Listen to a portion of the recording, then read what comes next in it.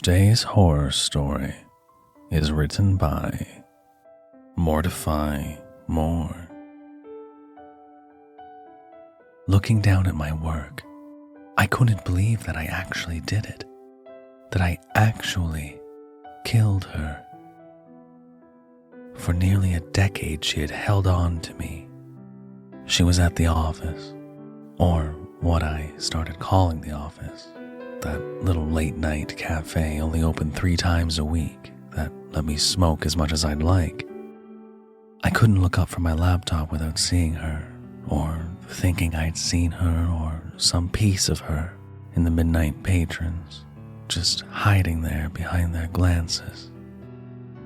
She'd swirl around my thoughts all morning, all afternoon, and when dreadful night came around, I'd walk right into her suffocating aura and hate every second of it. She was endless, absolutely endless. And the money. God, we all knew without her I'd be penniless. Writing for the penny pusher local newspapers, wasting more on the cost of ink than what they paid per word. It was Mary's idea to do it. She was the first to see how beaten down I'd become. The constant pressure, the constant needs to fill, the smiles to fake, and worst of all, the truth that the enjoyment of it all wasn't there. And so, Mary, after cigarettes in bed, simply stated the possibility that Marigold be put to an end. It was a non-existent existence with her. And rather than take myself out of the picture, I'm no martyr, even if you could construe it that way. I took the harder route and sat down for hours thinking how I'd do it. And in the end, I figured there wasn't a way that didn't end in some bruises, some outcry, some possibility I'd look back years from now and think, God, what a mistake. Life needs risks. I took the first when I quit my job for the first time around, fell into her. My risk was that it'd work out, would never sour, that I'd die happily without the killer of all relationships. But risks are risks. And though it worked out for a while, it just couldn't go on. So when I finally mustered up the courage, formulated the plan, and held my hand with my special pen, no knife could ever be so precise. I went to work, and when I was done, I leaned back, popped open the cigarette case and the lighter, took a long drag, and wondered why death tasted so sweet in times like this. The answer is freedom. Death is freedom. Yeah, and I was free. I looked down at the end of Miranda, all 262 pages of her, the manuscript I had been working on for the last 7 months, a manuscript that almost didn't happen. But Miranda and her 9 store counter romances had to go. She had given me everything I wanted, let me quit that teaching job I kind of floated into like a college graduate ghost, and whisked me away to the insignificant but comfortable suburb just outside Cincinnati. She gave me everything, yet somehow took more. Well, no more. Maybe now Samson would greenlight the murder mystery that's been swirling in my subconscious. I smiled at the idea and wished the champagne Mary had bought was in hand. Mary, I thought. Mary doesn't know yet, but that was normal. When I was writing, the only person who ever knew what I was writing was Samson, and only the vague ideas, the little topics to exploit to ensure these dime a dozen $5 romance novels flew off the retail shelves. I guess that's another reason it all went sour. The fakeness of it. And every time I signed a copy of a new Miranda Marlowe tale, it was a reminder of that fakeness.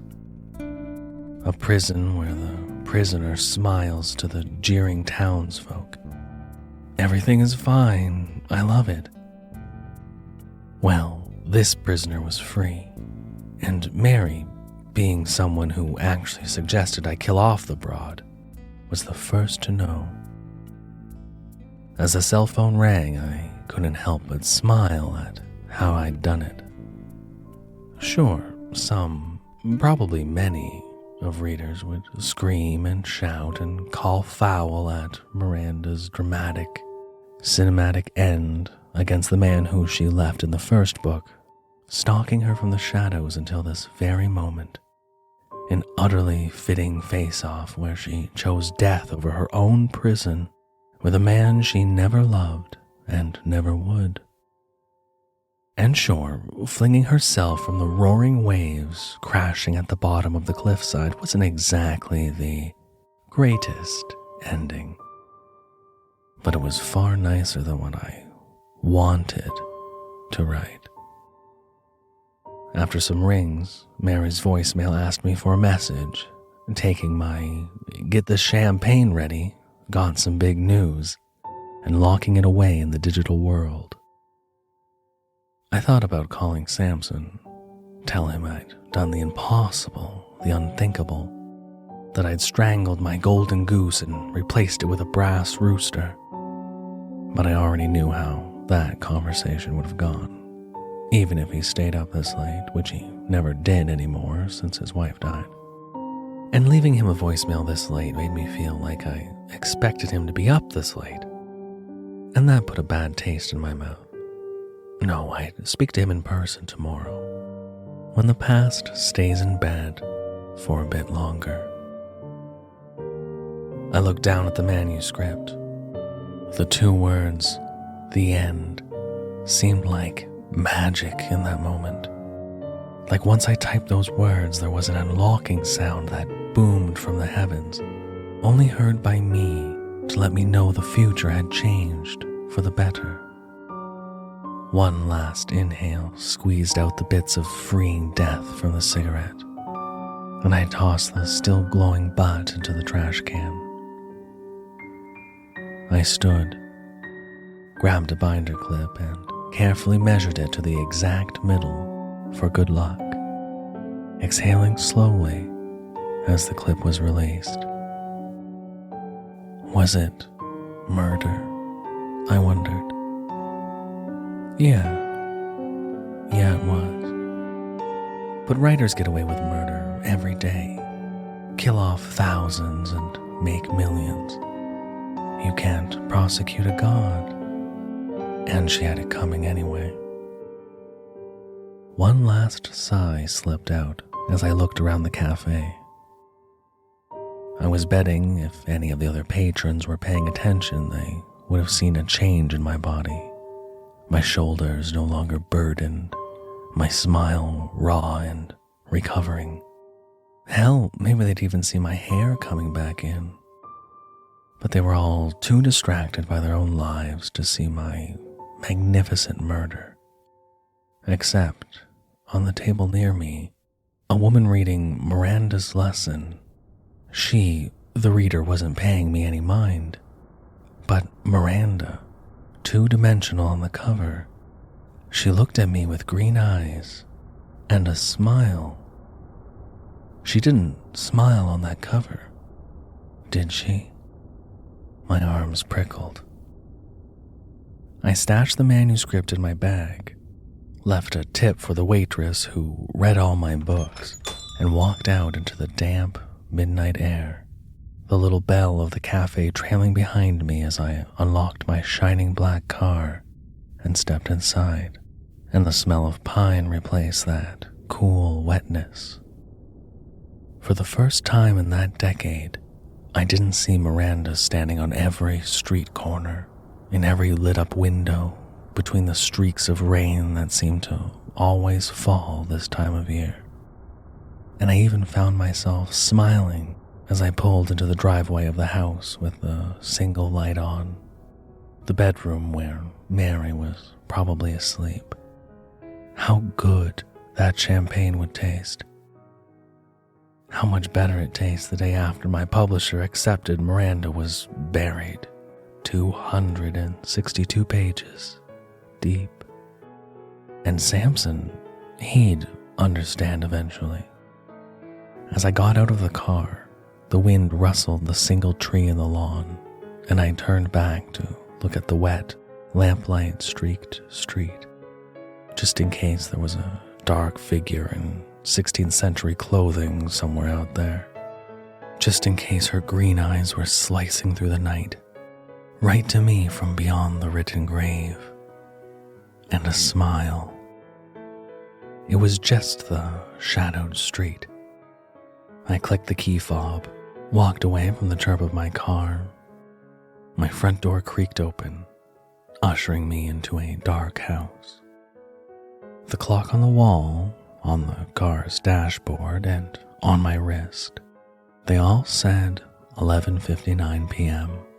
But the energy within me shouted, well rested, like I'd woken from the comfiest comatose bedding, not shambled out of a 12-hour writing marathon.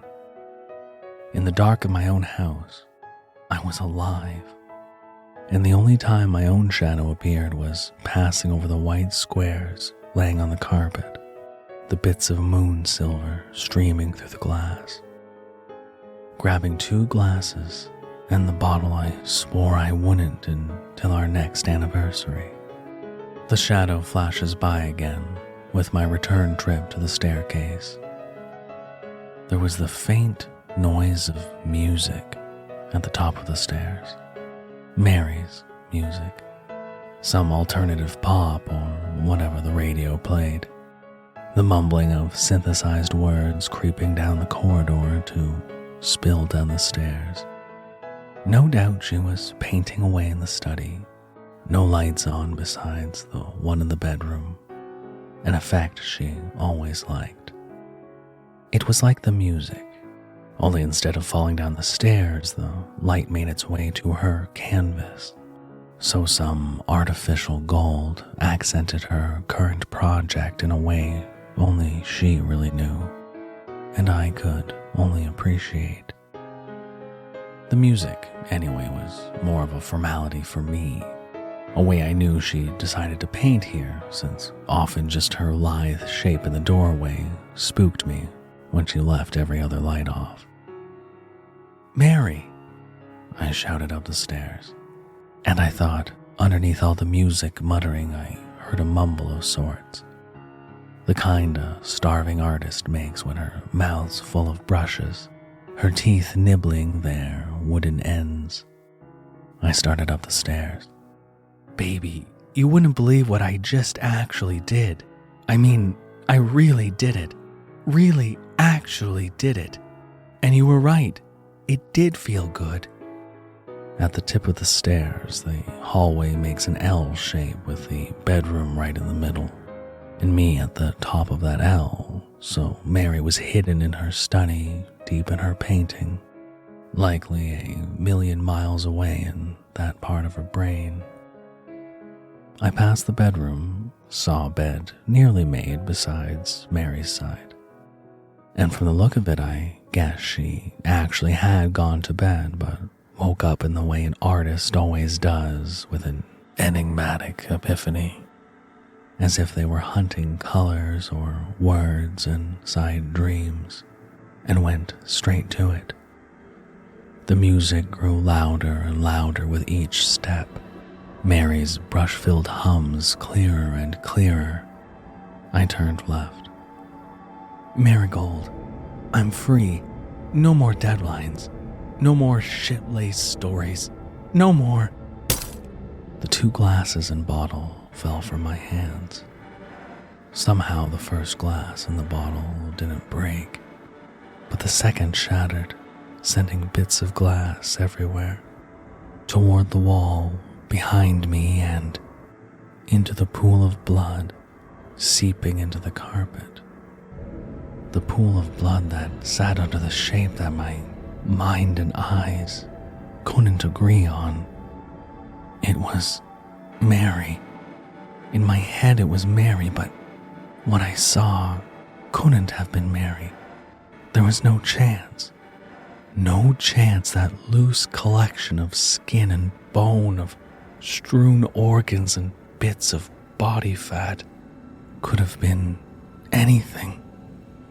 Whoever it was, whatever it was pulverized, thrown into a stampede of 10-ton behemoths, flattened and kicked up, utterly destroyed. A splattering of colors exploding from a hellish center, a black hole of gore. A body thrown upon water-smashed rocks. Mary? I said more in my head than out loud, except when I think back to this moment, I don't know which Mary I meant. Something you don't ever hear about is how when you see horrible things, your body shuts down in ways you never can account for. And you think you'll just stand there, stunned, unable to move or process what brutal image exposes itself to you. But it's really like your body shuts you out, that some primal part of your brain takes over, starts doing everything that does make sense in an effort to survive. And that's why, looking down at the chunks of Mary, my eyes suddenly jolted upward to look at the canvas. No end.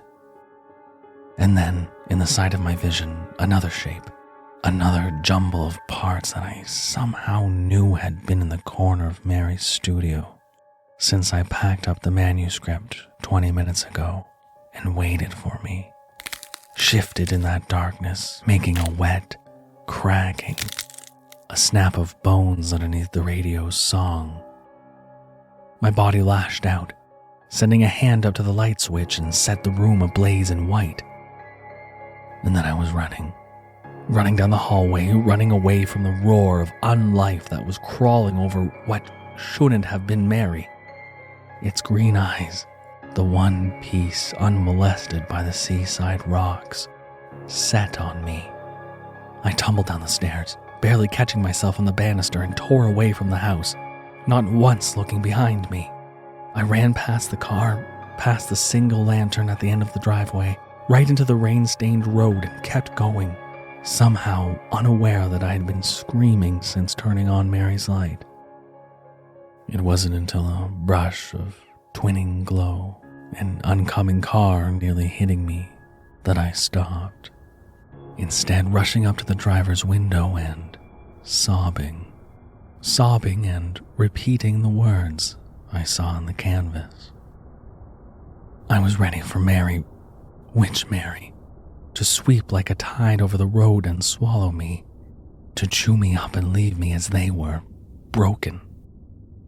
But no Mary came, and the last memories of the night was the fading image of the driver getting out of the car, recognizing my face, and holding a cell phone to his ear. When the police arrived, the first thing I told them was, I committed the murder.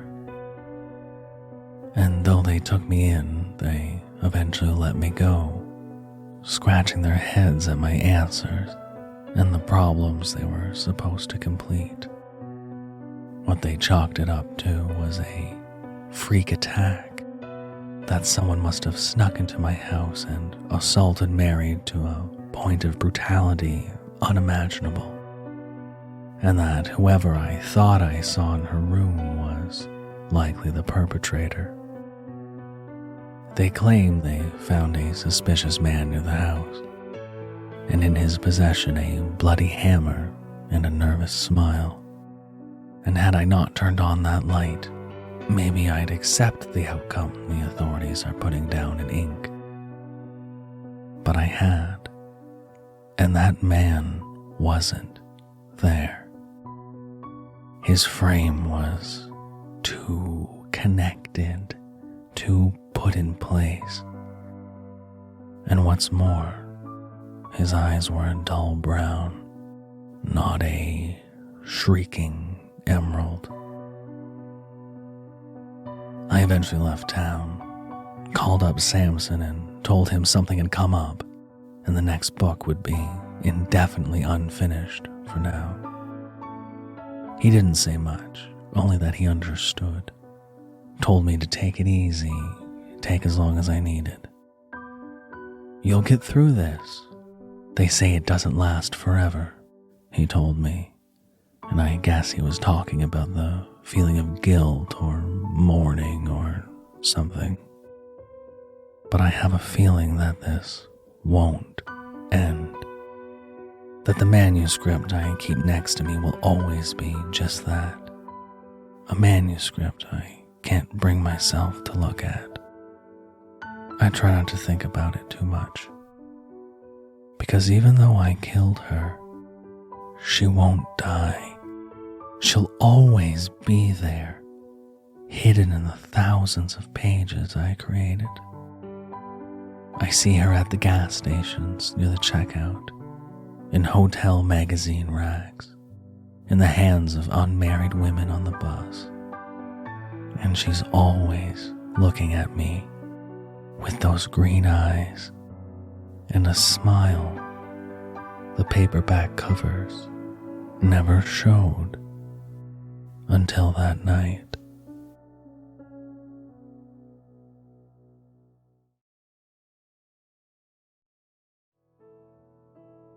Thank you for listening.